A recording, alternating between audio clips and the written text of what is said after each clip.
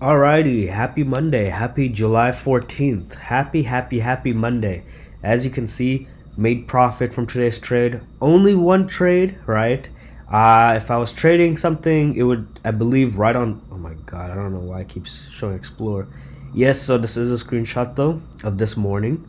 You can see today's date, July 14th. Of course, this is an offshore broker, so the time is going to be different, but if I were to convert this to my time, this would be 6:17:34 a.m. PST time zone, right?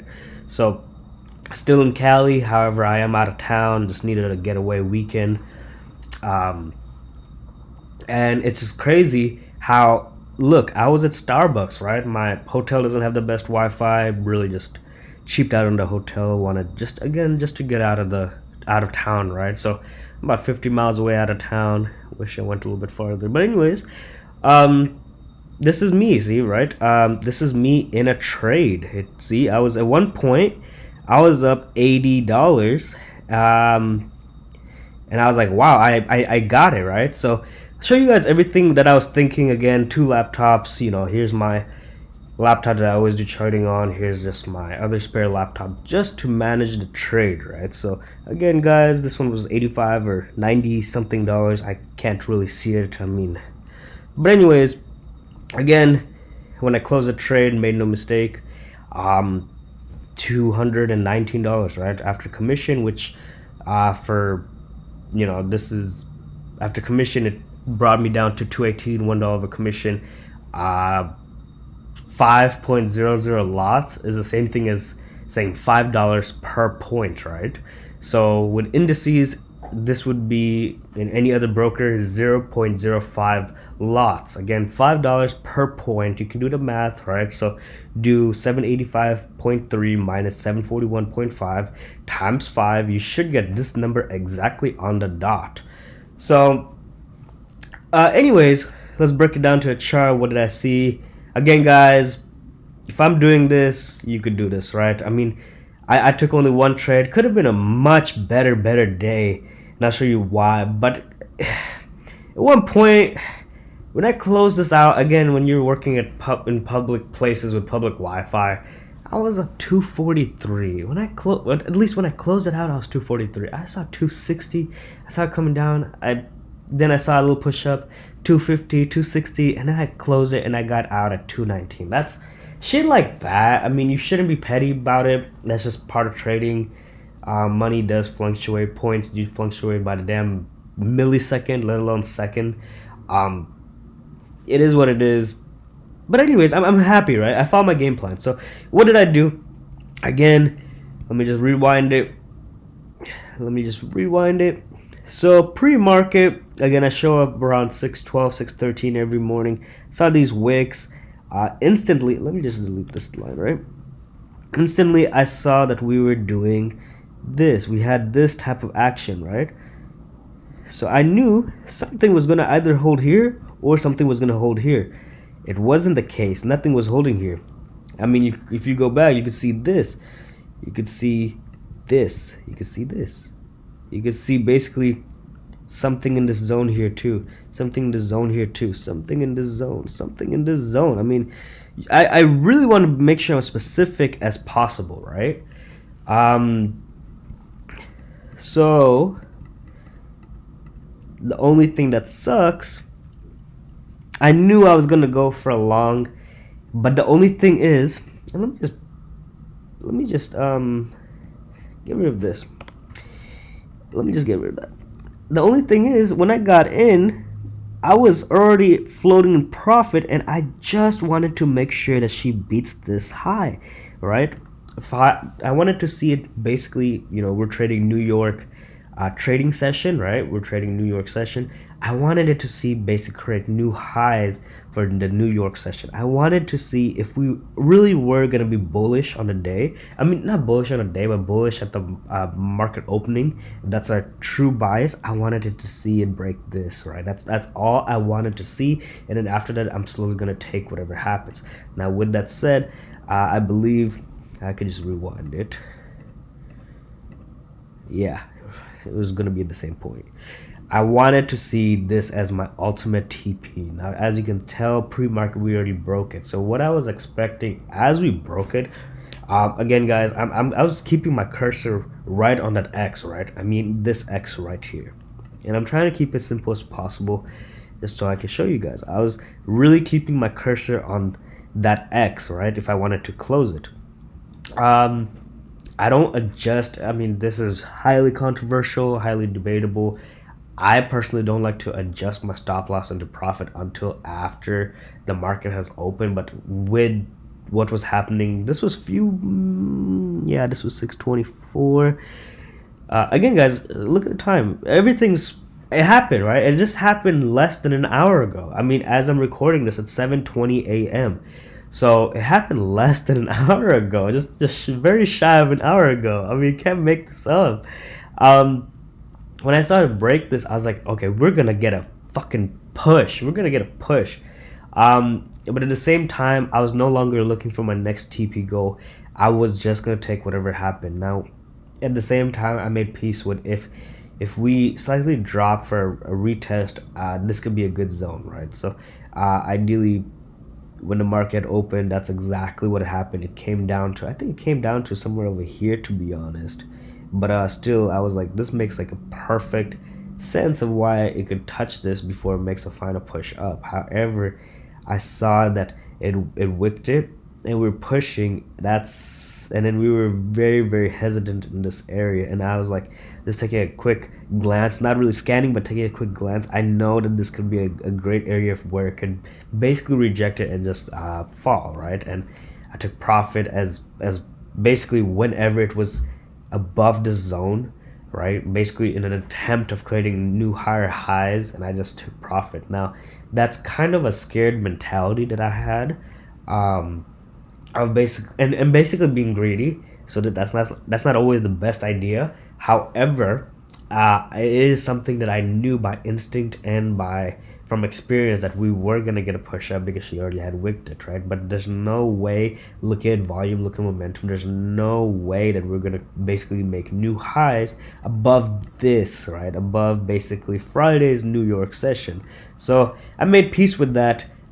Next thing I know, she came crashing down, and then that's at one point I was looking for another buy here, but I was at a I needed to use the restroom, and I was at Starbucks, and I just really feel insecure and uncomfortable trading, basically, in an office, in a place that's not really, I'm usually used to trading in shorts, trading back in my room. I have this office set up, and the best Wi-Fi via Ethernet, so there's absolutely no latency, so I could see everything live. I was using my hotspot at Starbucks this morning, and Starbucks Wi-Fi just completely just let me down, right? So it's crazy how yesterday I checked it out, it seemed great, but this morning nothing seemed to be going my way in terms of technical aspects. Even my other laptop was giving me technical problems. But hey, one trade, that's all you need. Don't force it. It is something that as soon as I took the trade, as you can tell, we were floating, but then she was holding the zone, and I was just so convinced there's nothing here. This chart, Tradu by NAS100, Tradu is so exact, right? It's very, very specific and almost very exact. So I didn't see, based on today's setup, I did not see anything right here where my zone is. Yeah, sure, you could argue that, but the more you zoom out, the more invalidations you get. But you wouldn't have been wrong if you did think that we would have a sell-off at market opening.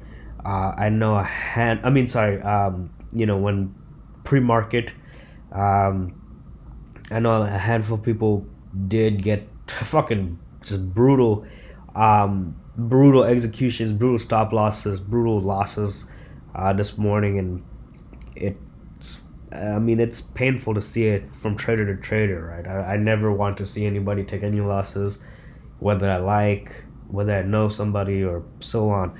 But anyways, after we tapped the zone, it made clear quite sense that we were about to push back up, and we were just lingering over here for a solid minute, and it just made no sense why we would keep selling off if we were here, right? And it was 648 that I was looking this for, maybe 647 that I was looking for this for a final push up, but at the same time I was like, you know what, dude, it's just not. I'm just not interested. Point period. I'm just. Oh my gosh, she kept running. Damn, you could have made almost 150 points, probably, yeah, 150 points if you actually held it for what, that's 45 minutes straight now, half an hour at the very least. But again, guys, just not interested in that. I took one trade, excuse me, as soon as I got filled over here, as soon as I got a buy with my latency, I got filled automatically at the white dotted line. So where my blue line is, that's where I took the buy, and I got filled at the white line. So that was 7 points, 7 points of a fucking difference. And automatically, the moment I got filled, she was basically retesting the zone again, and she did come a little below my zone. And that's when I was kind of like, no. There's times where you have to be stubborn. There's times where you have to be confident. You have to almost always acknowledge when you're being stubborn from being confident, or maybe your bias wasn't right and you're just now being stubborn and you're holding on to that loser, right? So I made peace, trading on a 0.05. I mean, sorry, $5 per point, 5.00 lots with this broker, as you saw in the picture.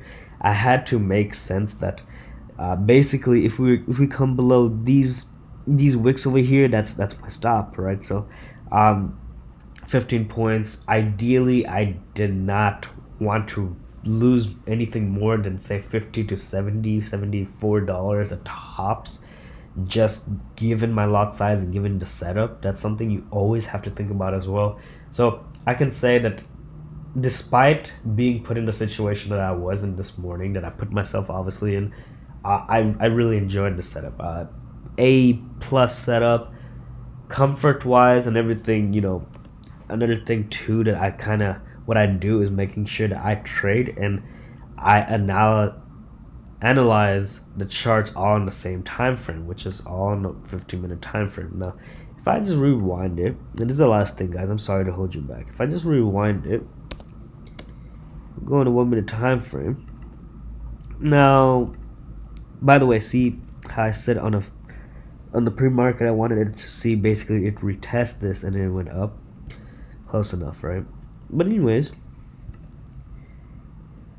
if I were so I took a buy basically with this spread. I got filled right here. That was bullshit, and then she immediately just dumped, right? So it was more. I know I saw negative $52. I was $52 on drawdown, so it was probably like 8-9 points, or sorry, as much as 10 points in drawdown.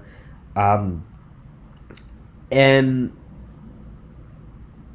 there's just times where you just have to understand that if you're looking on a smaller time frame, does this look bullish to you? Hold up. Does this look bullish to you? This looks extremely bearish, right? You would easily have assumed that there's resistance right here, right? So that's just some things in my experience that I can tell people all day long. So, but anyways, guys, peace, love, and cheers. I really do hope you guys walked away with some profit, even if it's break even, $5, $10, $15, $20. Happy Monday. This boosted my my attitude and my mood and for this whole upcoming week. We have a lot of news coming this week, and just a lot of news about the stock markets and stocks and how they've been doing this past weekend as well. So obviously this is gonna be quite of a ride. So again, guys, for the last time, peace, love, and cheers. Thank you.